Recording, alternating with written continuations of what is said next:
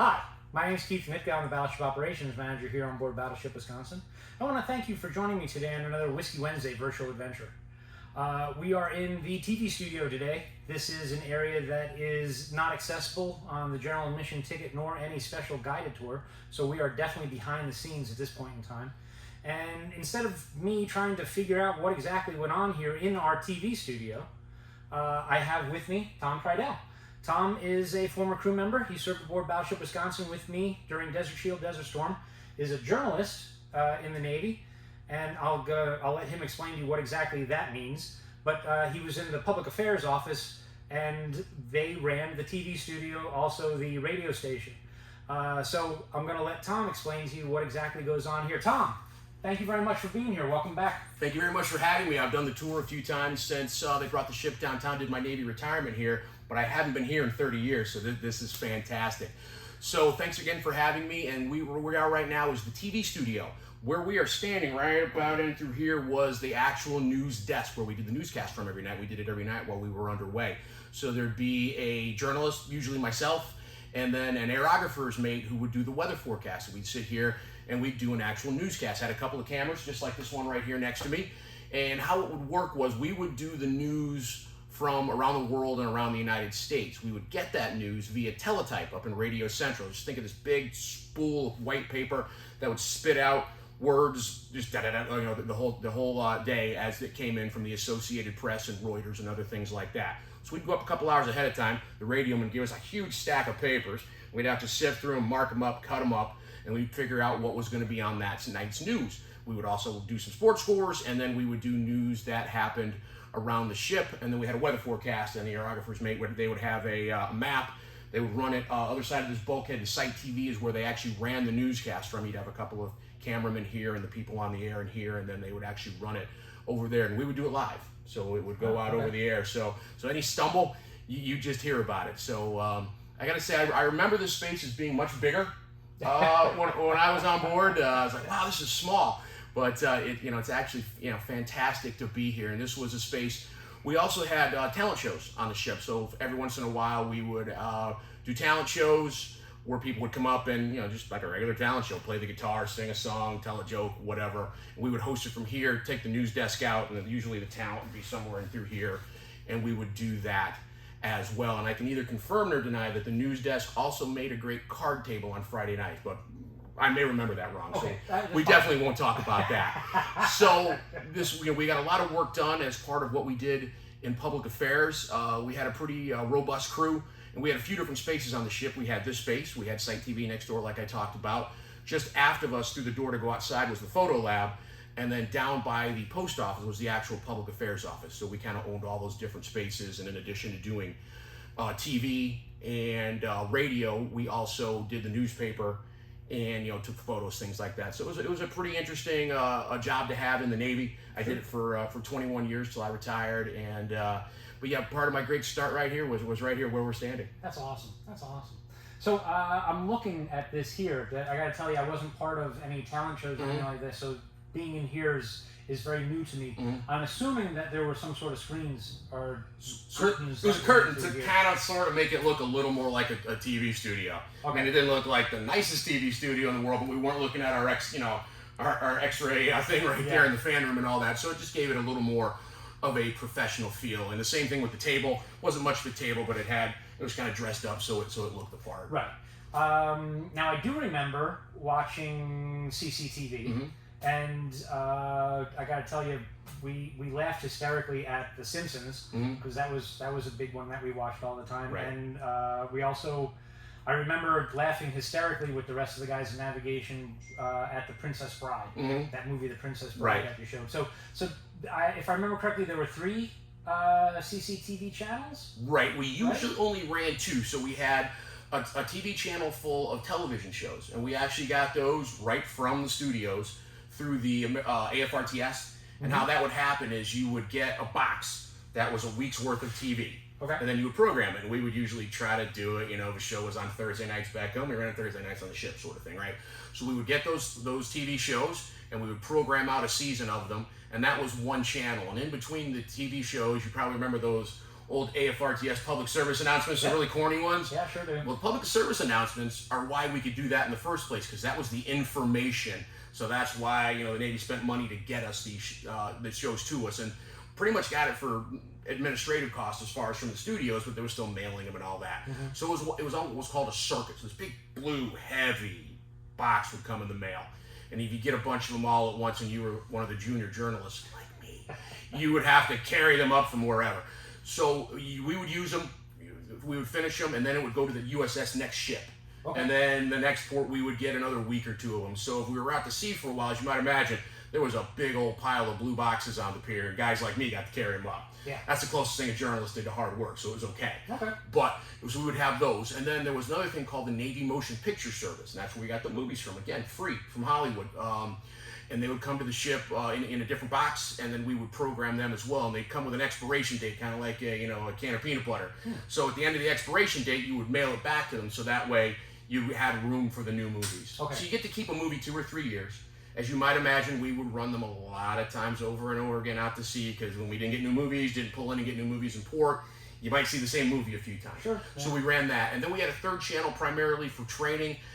When you and I were chatting, you remember seeing some of the RPV video. Correct. From that. And so the RPV, the remotely piloted vehicle, where they downloaded their the video from it was right across the hall. Yes. So we took a bunch of patch cables, kind of think like the cables where you plug in through your stereo. We ran them up both through the overhead, through the P-way, and then down into Site TV and plugged it in, and that's how we did that. Okay. And matter of fact, over in the museum, I think there's video from that you see over by where the big 1650 shell is, and the Volkswagen. Yep. And it's narrated, and that's narrated by a guy I worked with named Kevin. He put that together. Okay. Right through this wall. Awesome. That's awesome. Yeah. I remember having the mid-watch in between having to stand, having to take fixes. We would be in there watching what the RPV saw, and I remember one night we watched the RPV fly around, came across a truck, and the truck stopped, and some guys got out. And if you want to hear the rest of that story, you're going to have to come down here and visit me and ask directly. I'm not going to tell you here now, but it did actually happen, and I got to watch it through the RPV through TV. I was sitting right there watching. I know exactly what you're talking about. So yeah, that was part of it as well. And then also in this next compartment over was the radio studio. I remember that being pretty small. So we go with it. I bet it would be even smaller than I remember. Yeah. But we had CDs that we would get similar to what radio stations got at the time. So it wasn't like a CD of just one artist, Michael Jackson Thriller album. They'd pick songs that were the hit songs, and then for older music, they just had old hits kind of picked and a list of them. And we would do live radio from the studio. We had a country show, had an R&B show, had a rock show. I did the rock show. I did the classic rock show in the middle of the day. It was kind of fun. So. Okay. And that was on FM radio, right? We could just through the and I think through the boxes as well. And I think we also would sometimes run it through the TV system, just like the BBC. We would get the BBC World Service because it was shortwave. You'd get it all over the world, and we would run that through the speakers. And I remember us all when the Gulf War started. It didn't seem like it was official till the top of the hour, the next hour, when they announced it on the BBC. Then we knew we were prime time. Yeah, absolutely. When I say this is we're in the TV studio, we say this is the TV studio. This is a TV studio. This is really no different than like here in Norfolk. We got Wavy TV10 and all that stuff. This is exactly right. So the same sort of thing. The same way you'd have somebody on the other side of a wall directing. You're listening to your cues. You're talking to your talent. Maybe not quite as advanced what they have down there at Wavy, but it worked for what we needed it to, and we used the same. Kind of the same skill set that you would use on any TV studio, and we could do all the same things here. Okay, cool.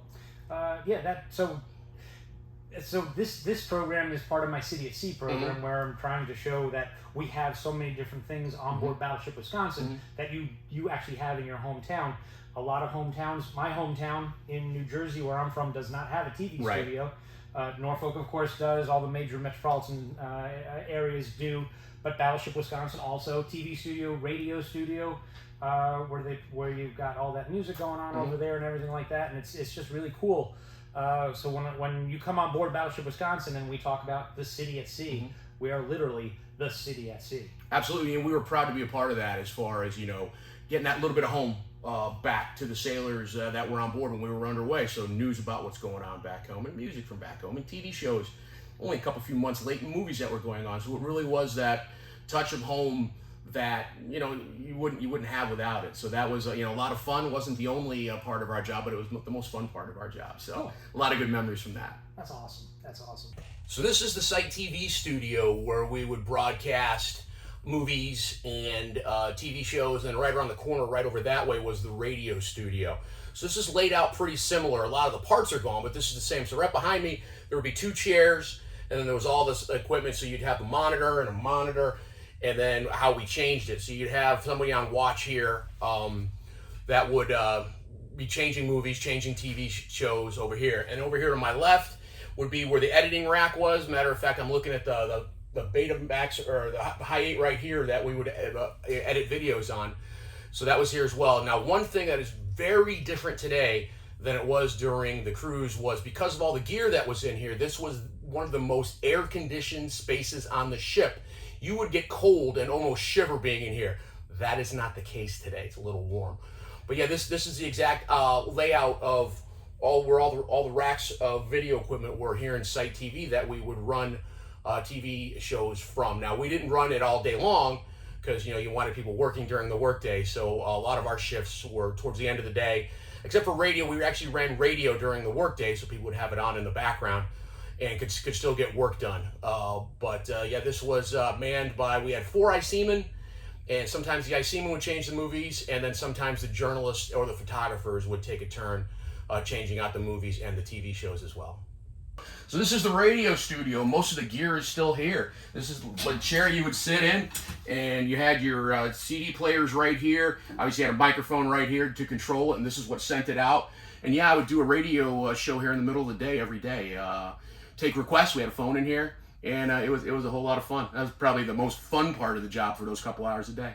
Tom, I got a question to ask you, and because a lot of people ask, when we go to battle stations, general quarters, where do you go? So as a journalist, I don't think that this is going to be the area. I don't know. That's why I'm asking. So as a journalist, JO3, JO2 here on board, what's your general quarter station? Where do you go for battle dressing? So it depended on who, different people in the shop. But no, we didn't get to man Site TV during GQ. It would have been so awesome if we did. My particular one, I was the sound-powered phone talker and plotter down in Secondary Damage Control Central. Okay. So when we went to GQ, I had to go several decks down and then back towards the aft part of the ship to get there. I think our senior chief was a repair locker leader, and then our other folks were just in different repair lockers as well. So we were kind of in different spots around the ship. But no, when it comes time to that, you're not so much a journalist anymore. You're a sailor like everybody else. Okay, thank you very much. So I want to thank you for joining us today on this Whiskey Wednesday virtual adventure. Again, we are in now Site TV, right? Site TV area. This is not on any tour. You can't get here by buying any ticket here on board at Nauticus. So this is very much behind the scenes. And if you have any place that you'd like to see, please leave comments down below. If I can get into that space, I certainly will. We can do that. Again, Tom, thanks very much for being here. Thank welcome you, sir. Home. Appreciate it. Nice to see you, and Absolutely. I welcome you all to join us again, of course, for a Whiskey Wednesday virtual adventure. But more importantly, come down if you get a chance to see the ship. A lot of the ship is open. Unlike this area, there is a lot of ship that is open, and there is also a great many people here that would love to tell you about our battleship. So again, my name is Keith Nitka, and I thank you for joining us today. We are in the public affairs office, where one of the spaces where he worked. So Tom, welcome aboard. Thanks again. And so if you could please just tell my viewing audience what it is exactly that a journalist in the Navy does, your job in particular here on board Battleship Wisconsin, and what happens in this space. Sure. Now, first of all, don't tell the lieutenant I'm sitting at his desk. Right, I won't. All right. So I have the smaller one that's over there, and I shared it with a guy. So this is where the boss sat, and then the assistant boss sat over there. But the public affairs office, we had a wide variety of things that we did, whether we were underway or whether we were pier side. So generally speaking, our job is to tell the people on the ship what's going on around the ship, what's going on around the Navy, what's going on around the world, and then to tell people off the ship, like the base or even civilian media out in town, what it is that the ship is doing. So we do that in a variety of ways. Starting with the people on the ship, we had underway a daily newspaper. We would get the news from Radio Central, kind of cut it up, type it back out, lay it out, put some pictures and graphics as best we could on very old computers that don't quite do what the ones do today. And we would put that out every day. It would get printed down in the print shop, and then it would get distributed around the ship.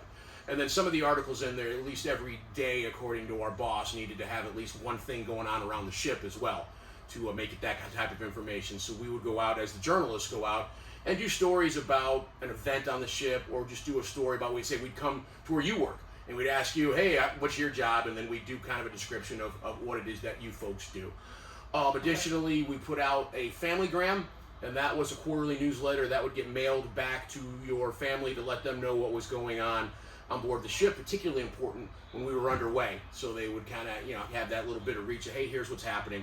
And we tried very hard. Matter of fact, we didn't try very hard. We actually did. Every department had a section. So there was never a department that said, you never do stories about us, because we did it in every Familygram. Every department got their say. They would put in a little piece that they might write, and we would edit, and then we would talk about things going on around there. So those were the two big things as far as getting that type of information out. Additionally, we had a full photographer's mates. They would go out and take pictures, and we would send them to the base paper. And the CO always loves seeing his name in the base paper, so we try to do that as much as possible to get that sort of news out as well. And then they didn't really entrust me with this. I was a third class, pretty junior, second class when I was on board. But we would do media liaison as well. So if media was coming on board, and that happened a lot during the Gulf War, that would be arranged through my boss, the lieutenant, who sat right there. I usually got to carry their baggage. Okay. So that was good fun. Yeah. And we would help them set up. So I did get to meet Dan Rather when he came on board, and they introduced him as the guy who has his job on the ship. Got a picture with him, so that was pretty cool. That's cool. Met a lot of reporters, and then we would often do a lot of the escorting when we would have the visits for, remember when Bob Hope's folks came out? Yes. I got to meet all those folks, like Marie Osmond and everybody else, and I got to carry their bags too. Cool. Yeah, always a good time. So those were some of the big things that we did as far as in this office. And it was just, getting information to the sailors, getting information about the sailors off the ship, and, kind of just letting the American taxpayer know where their tax dollars going as far as, the great stuff we were doing on the ship. Okay. So, I was talking to the maintenance guy. He was asking, are you interested in waxing the deck again? No, as a matter of fact, we walked over 2 spaces while I'm here. I have memories. Matter of fact, one of my shipmates sent me a picture right out in that hallway, just on the other side of that door, of me down scrubbing it. He gave me that last time I went to go visit him. So I'm still in touch with a lot of the guys that we worked on board here with, particularly in the public affairs shop. So yes, I don't have fond memories of that, because that deck, when the engines were running, would get warm. So you try to wax it, and it would dry and just haze right over before you could do anything with it. And then we would scrape it with a razor to get it off. So miserable times out there on that deck, but fond memories now. Yeah, absolutely, absolutely. And I asked because the maintenance guys were asking, the deck needs to be stripped and waxed again. I didn't know, since you're here. I'm a little out of practice. Okay. But we'll give it a shot. Yeah, we'll give it a shot. There you absolutely. go. So thank you for joining us today on this Whiskey Wednesday virtual adventure. We are in, of course, the PAO office, which is down on the second deck. You can see the bullseye here. 2 Tech 95, Tech 6, Tech Q. If you remember from the episode that I did talking about bullseyes, you should be able to find the PAO office, not a problem, when you walk on board. So again, my name is Keith Nitka, Battleship Operations Manager, and I thank you for joining us today, and I hope you visit the ship really soon.